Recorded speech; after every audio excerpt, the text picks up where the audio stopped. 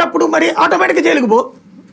నువ్వు ఏదో పని చేశాక జైలుకి ఎందుకు వెళ్ళాలి? అంటే ప్రభుత్వాలు కూడా వాళ్ళ ప్రతీకారాల కోసం అధికారులు వాడేసుకోవట్లేదు. వాళ్ళు వాడుకున్నప్పుడు నువ్వు వాడబాక, నువ్వు ఉపయోగపడక నీ యూనియన్లు ఎందుకు తగలెట్టనా? అడగండి, మేము కాన్స్టిట్యూషనల్ పని చేస్తాం, మీ రాజకీయాల కోసం మమ్మల్ని బలి చేయొద్దు. యూనియన్లకు ఉండాలి. ఏంది ఇది అసలు? ఈ దరిద్రం ఏంటి? ఏంది మా ఉద్యోగులను తీసుకెళ్లి జైల్లో పెట్టేయడం ఏంది?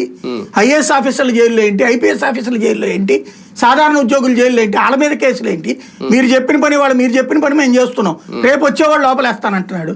ఇంతకుముందు వాళ్ళు చెప్పిన పని చేశారు, ఇప్పుడు మీరు లోపలేస్తున్నారు. ఎట్లా? మీరు ఒకసారి ఆర్డర్ వేశారని మేము అమలు చేస్తున్నాం, మమ్మల్ని ఎట్లా మీరు జైల్లో పెడతారు? యూనియన్లు కూడా పనిచేస్తున్నాం. మన జగన్మోహన్ రెడ్డి గారు పోలీసుల విషయంలో అన్నప్పుడు వాళ్ళ పోలీస్ సంఘం అధ్యక్షులు వచ్చి ప్రెస్ మీట్ పెట్టి దానికి నేను అనేది, నువ్వు యూనియన్ గా ఉన్నప్పుడు ఈ దరిద్రాలు మాకు వద్దని చెప్పాలి కదా అంటున్నా. అది ప్రభుత్వం ఇప్పుడు జగన్ అన్నాడు కాబట్టి నువ్వు ఉంది, తిరుగుబాటు ఎందుకు అవుతుంది? ప్రభుత్వాన్ని ఎదిరిస్తున్నారు అంటారు. తప్పుడు పని చేయట్లేదు వీళ్ళు. నా డ్యూటీ నన్ను చేయని అని అడుగు, నా డ్యూటీ నన్ను చేయని అని అడుగు. అంతేగాని నీ స్వార్థాల కోసం మమ్మల్ని ఎందుకు బలి చేయడం అని అడుగు. నీ స్వార్థం కోసం మేమెందుకు బలి కావాలా? ఇప్పుడు ఒకటికి ఎకరం అక్కడ 10 లక్షలు ఉంది, ఇంకో చోట 30 లక్షల రూపాయలు ఉంది.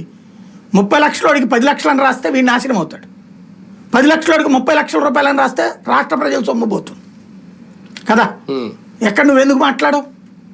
లేదా రాయి నువ్వు. ఇప్పుడు లూలు మాల్కి 99 ఏళ్ళకి లీజు, ఆర్టీసీ రాయి ఆ ఫైల్ మీద.